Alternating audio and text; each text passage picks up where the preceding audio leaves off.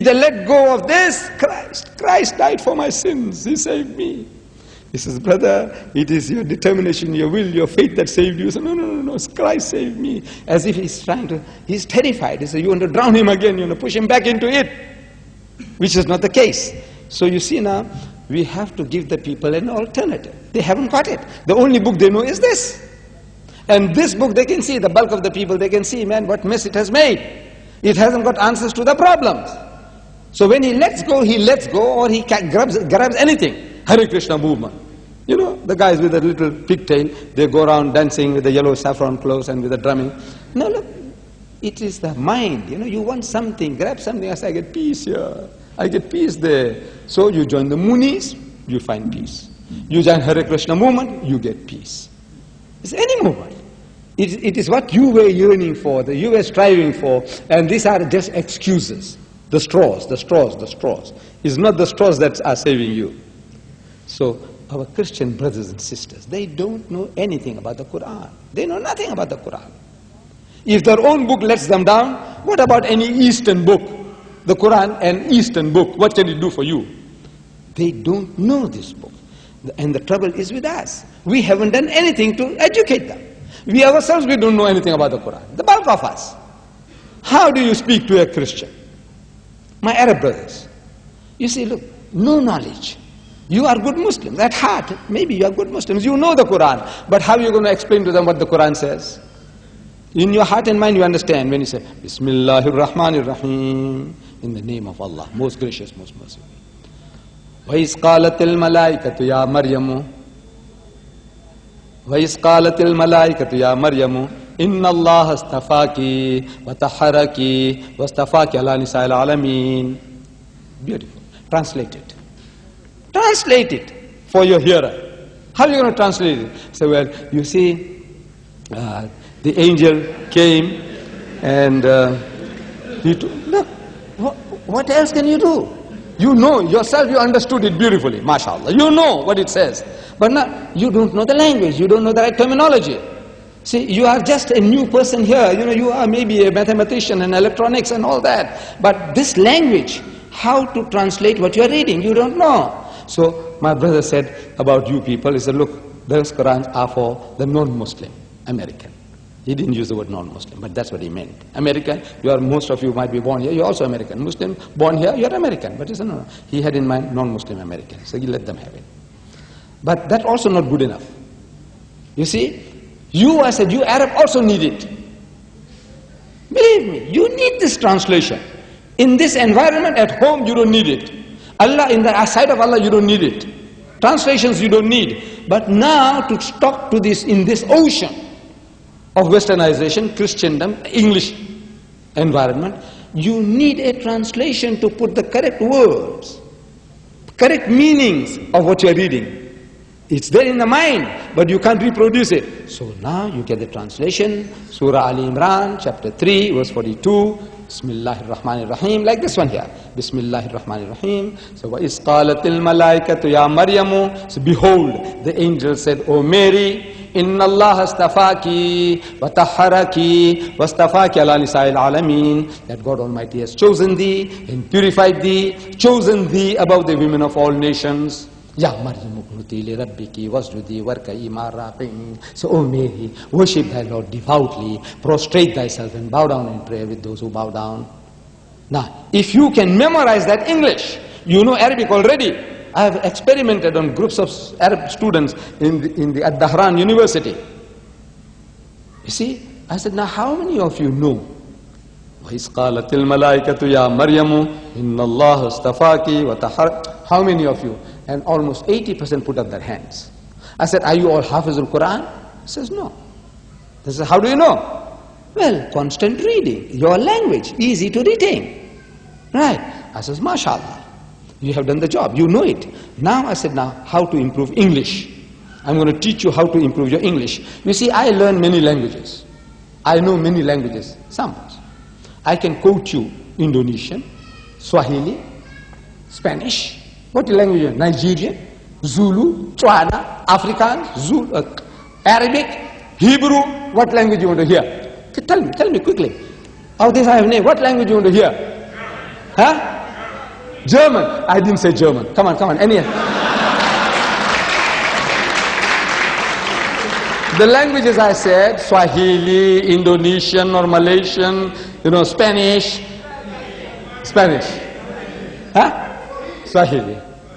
Tazameni mikono yangu na miguu yangu. Yaguwa ni mimi mwenyewe. Umshige ni uone. Waguwa roho haina mwili na mifupa.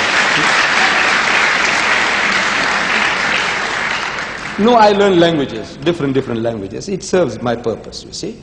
This Swahili opens the doors for me in Kenya. You see, they don't allow us South Africans in Kenya. Then when I reached there, sometimes twice I got stranded in Nairobi. 24 hours to catch the other plane, no way out. I can't go out, I got to remain. So I have to keep myself occupied or go mad. So I keep busy.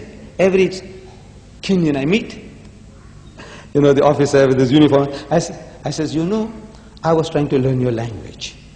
I said, yes.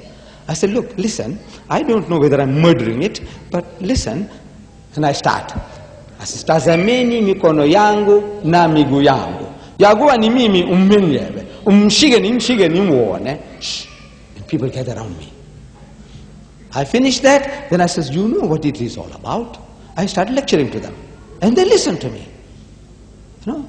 I meet a Malaysian, Indonesians. I said, I was trying to learn your language. I said, yes. I said, tenggoklah tanganku dan kakiku, inilah aku sendiri, jamahlah aku dan lihatlah. Karen, Spanish? Shh. I said, mirad mis manos y mis pies, que yo mismo soy, palpad y ved, porque en espíritu ni tiene carne ni usos, como ves que yo tengo. Hebrew, I wanted to go to Israel to talk to my cousins, delivering the message from the last will and testament of Hazrat Musa alayhi salam. So I says, I go to them, talk to them. I says, you see, in the last will and testament of Musa alayhi salam, book of Deuteronomy, chapter 18, verse 18, it says, Navi akim lahim mikarib akhayhim kamukhawinatati before vidibir. I want to speak to my Arab brothers. I don't know Arabic. So I get the Arabic Bible. So I meet Christian Arabs. I says, you know Arabic? He said, yes. I had an argument with a fellow who was giving me a lot of trouble in Canada at a place called Hamilton. You see, a lecture, at the end of the lecture, this man here is asking me questions and he won't let go. Another question and another question. Fortunately, you haven't got the chance tonight, you see.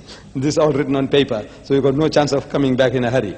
But that man there, verbal question, one question, I answer that, another one and another one. Eventually, when the meeting is over, he's still around me, he won't let me go.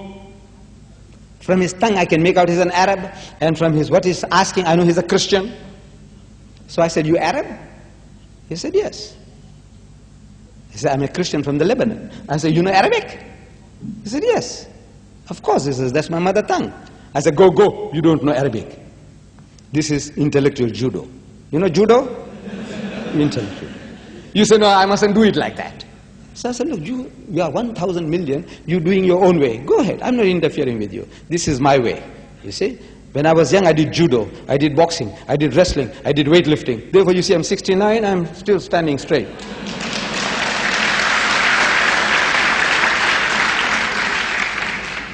So I said, go, man, you don't know Arabic. He said, you mean to say you know my language better than me? I says, no. I'm ashamed to tell you that I'm a born Muslim, but I don't know Arabic. It's the language of the Quran, it's the language of Jannah, language of my Prophet, but I don't know Arabic. I'm ashamed of myself. Then so what do you mean I don't know Arabic? I said, you see, you read this book, the Bible, in your own mother tongue, in Arabic. I said, yes. And I said, you are understanding the exact opposite of what you're reading. Not what is there. If you are told in the Bible, thou shalt not commit adultery, you are understanding as if it is saying, thou shalt commit adultery. So, what do you mean? You take me for a zombie? I said, no. I said, look, I will prove it to you. I will prove it to you. So I said, you remember when Jesus went to that upper room where they had the Last Supper after his alleged crucifixion? I said, he goes in and he wishes his disciples, Shalom Alaikum, peace be unto you, in Hebrew, same as Salam Alaikum. When he said, peace be unto you, I said, his disciples were terrified. So why were they terrified?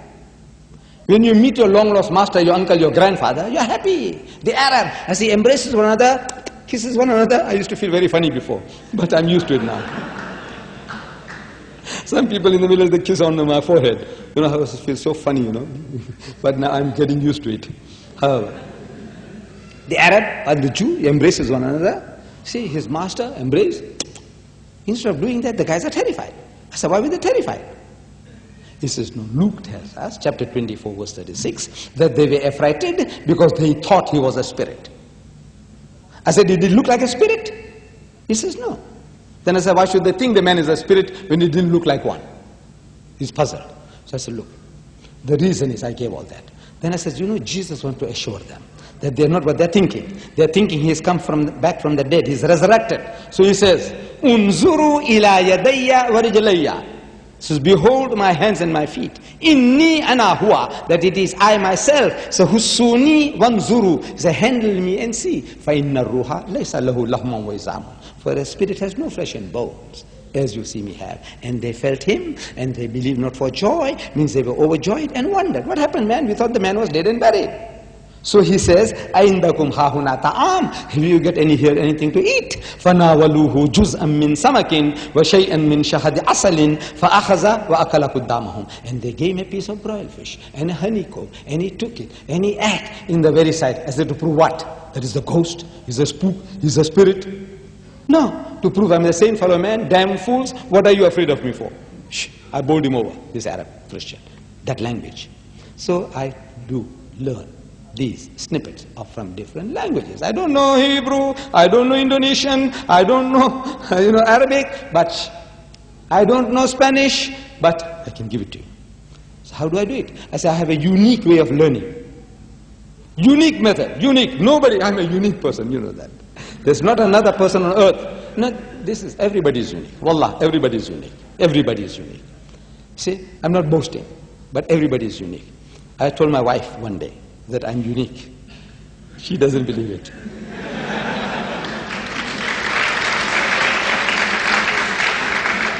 But I proved it to her. She didn't believe it. She thinks I'm boasting. Nobody like me. I said, no. I say, I'm unique. There is really nobody like me. She says, no. So I said, in the family, Mr. So-and-so, I don't know, take the name. So she sees, mentally she sees the fellow. I said, is there another guy like him?